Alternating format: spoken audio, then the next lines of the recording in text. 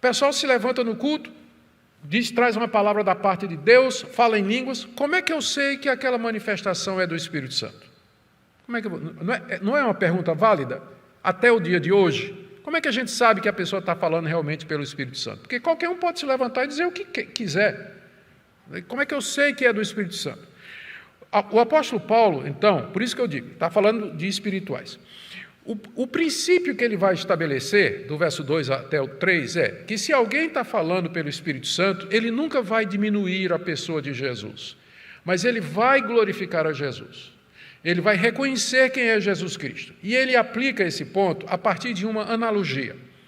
É como se ele dissesse: quando vocês não eram crentes, quando vocês eram pagãos, quando vocês eram idólatras, vocês eram guiados aos ídolos.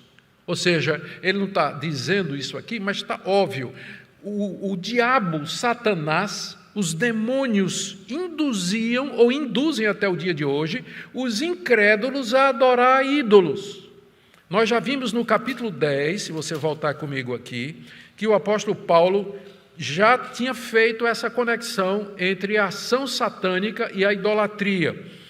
Ele diz aqui, verso 21, verso 20 do capítulo 10.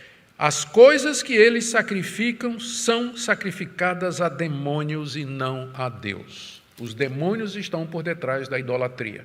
Paulo apela para a vida dos coríntios antes da conversão. Vocês eram guiados pelos demônios e os demônios levavam vocês a quem? Aos ídolos. Se você é crente, você agora tem o Espírito Santo, e da mesma forma que o espírito maligno lhe levava aos ídolos, o Espírito Santo leva você a Cristo. É por isso que Lutero diz que o homem é uma besta ou montada pelo diabo ou montada pelo Espírito Santo. Ou você é guiado pelos espíritos maus, e aí você vai para a idolatria, ou você é guiado pelo Espírito Santo e vai para Cristo. Não é que ele diz aqui, verso 2, vocês sabem que quando eram gentios, descrentes, se deixavam conduzir aos ídolos mudos conforme vocês eram guiados. Essa é a realidade do descrente, ele é guiado, ele é levado pelos demônios aos ídolos mudos, a deuses falsos, a prática da idolatria. Você é crente, você agora tem o Espírito Santo, e da mesma forma que o espírito maligno lhe levava aos ídolos, o Espírito Santo leva você a Cristo. É por isso que Lutero diz que o homem é uma besta ou montada pelo diabo ou montada pelo Espírito Santo. Ou você é guiado pelos espíritos maus, e aí você vai para a idolatria, ou você é guiado pelo Espírito Santo e vai para Cristo. Não é que ele diz aqui, verso 2, vocês sabem que quando eram gentios, descrentes, se deixavam conduzir aos ídolos mudos conforme vocês eram guiados. Essa é a realidade do descrente, ele é guiado, ele é levado pelos demônios aos ídolos mudos, a deuses falsos, a prática da idolatria. Então, já de cara, a gente percebe que não deve acreditar em tudo que os profetas dizem, porque, com certeza, há profetas que não estão falando da parte de Deus, a julgar pela grande quantidade de profecias que são faladas e que nunca se cumprem. Nunca se cumprem, nunca. E o profeta continua com o mesmo jeito. Se você questiona, ele vai dizer, é porque você não teve fé. E aí a profecia não se cumpriu, né? A profecia não se cumpriu. Então, já de cara aqui está evidente que o apóstolo Paulo está ensinando que existem pessoas que pretendem falar pelo Espírito Santo e, na verdade, não estão falando pelo Espírito Santo. Não estão falando.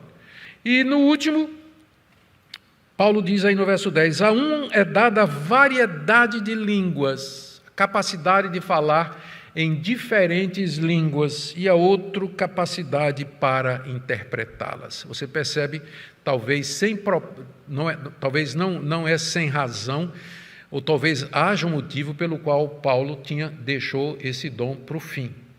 Isso vai ficar mais claro quando a gente chegar no capítulo 12, quando Paulo vai fazer uma lista por ordem de importância. Então, na lista de Paulo, ele coloca línguas no fim. Os coríntios teriam objetado. Ele diz, mas Paulo, o primeiro deveria ser línguas. Paulo deixa lá para o fim o dom de línguas e a sua interpretação. O que quer que seja o dom de línguas, junto com a interpretação, é para o bem da igreja. Tem um fim proveitoso. Por que é que essa ênfase de Paulo aqui? Esse é o terceiro princípio, que os dons espirituais eles são dados para abençoar a igreja. É porque na igreja de Corinto tinha gente falando em línguas buscando reconhecimento. Tinha gente profetizando, querendo aparecer. Tinha gente exercendo dons porque queria ser o centro das atenções. Tinha gente se comparando com outros. Tinha gente se exaltando e tinha gente humilhada. Os dons espirituais, quaisquer que sejam, e o que quer que eles representam, eles não foram dados para mim. Eles foram dados para que eu abençoe outras pessoas. Quando você vir pessoas dotadas, exercendo um dom, uma capacidade, fazendo um serviço, uma realização, a manifestação do Espírito, que no final ele recebe a glória, que ele se torna o centro das atenções, isso aí não é do Espírito Santo. Que o Espírito Santo deu dons para abençoar a igreja e não para que você se beneficie disso. Você vai ser beneficiado pelo dom dos outros, eu sou beneficiado pelo dom dos outros, eu sou abençoado pelos dons diferentes que Deus deu a outras pessoas e que ministram para mim, mas os dons que eu tenho é para dar para outras pessoas e não o meu próprio benefício. O último princípio do apóstolo Paulo está no verso 11. Mas, apesar dessa variedade, um só e o mesmo Espírito realiza todas essas coisas, distribuindo-as a cada um individualmente, conforme lhe apraz ou conforme ele quer. O quarto princípio é esse, que o Espírito Santo é soberano na distribuição dos dons. Talvez Paulo colocou isso aqui, porque havia na igreja de Corinto, devido à ênfase que era dada a esse dom de línguas e secundariamente ao dom de profecias, muita gente que via as pessoas falando em línguas e profetizando e dizia, mas eu queria também, já que é tão importante, eu queria também falar em línguas, mas eu não falo em línguas e eu vou então buscar a Deus, vou passar a noite jejuando, vou fazer um jejum, vou clamar a Deus até que Ele me conceda esse dom para que eu fale em línguas ou para que eu profetize. E aí pessoas fazem isso. E aí tem inclusive pessoas, pastores, que incentivam isso aí. Inclusive a pessoa, eu vou contar uma ilustração do início do meu ministério, quando eu estava pregando o Evangelho aqui na região de Ouro Preto e Jardim Atlântico. Um jovem convertido chegou na igreja e estava lá, estava crescendo e tudo mais, de repente ele sumiu. E ele passou desaparecido 1 mês, 2, depois ele voltou e chegou para mim para conversar e disse, pastor, eu agora estou falando em língua, fui batizado do Espírito Santo e estou falando em línguas. Opa, como foi que aconteceu? Eu disse, não, eu fui, eu estava achando meio devagar aqui, aí eu fui numa igreja lá, do fogão mesmo, uma igreja. E cheguei lá, o pastor já foi me chamando e dizendo, você fala em línguas? Eu disse, não. Ele disse, não, você tem que falar em línguas. Mas pastor, eu não sei falar em línguas, mas eu vou lhe ensinar.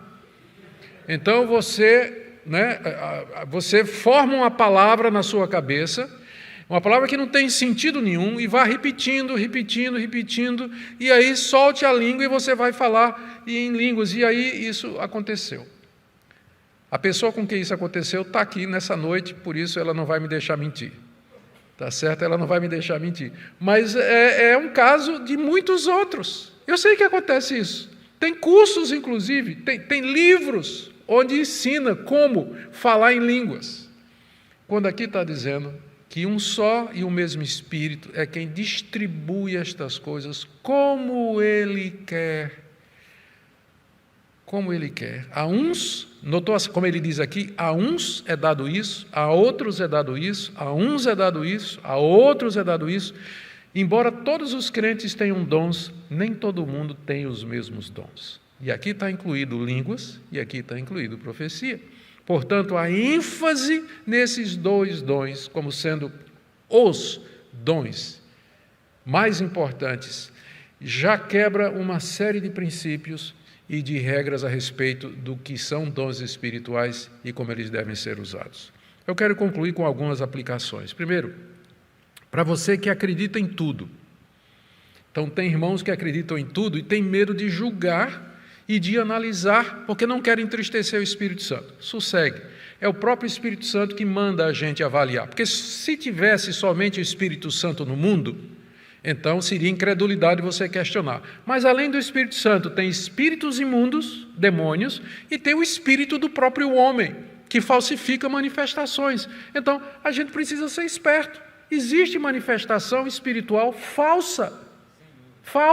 Por isso, é necessário que nós exerçamos o discernimento. Você não está entristecendo o Espírito Santo, você não está blasfemando contra o Espírito Santo. Se você vai examinar, se você deseja entender e se você deseja certeza naquilo que está acontecendo. Não quero que você se ofenda com o que eu vou dizer, mas os únicos milagres que você tem de ofício, de obrigação de crer, são os que estão registrados na Bíblia. No final do Evangelho de João, João disse assim: Jesus fez muitos milagres que não estão escritos nesse livro, mas estes foram escritos para que você creia e, crendo, tenha vida no nome dele. Os milagres que Deus determinou que eu cresce para ser salvo são esses que estão registrados na Bíblia. Todos os outros eu posso questionar. Todos os outros eu posso perguntar. Eu posso inquirir. Eu posso ir atrás para saber se é verdade ou não. Eu não sou obrigado a aceitar na cara. Assim, não sou obrigado a aceitar, mas eu posso investigar. E você não está entristecendo a Deus e você não está blasfemando contra o Espírito Santo quando você faz isso. Mas, por outro lado, eu quero também trazer uma palavra aqui para os que não acreditam em nada. A primeira palavra foi para aqueles que acreditam em tudo. Agora uma palavrinha para aqueles que não acreditam em nada. O Espírito Santo continua presente na igreja. E ele continua dando dons espirituais ao seu povo. Alguns dons, existe debate se eles estão disponíveis ou não. Mas estejam ou não, Deus continua agindo de maneira extraordinária no meio do seu povo. E há pessoas que são dotadas pelo Espírito de Deus para fazer coisas maravilhosas, que abençoam o povo de Deus e que não são necessariamente espetaculares. Mas o Espírito Santo continua presente na igreja e agindo através dela.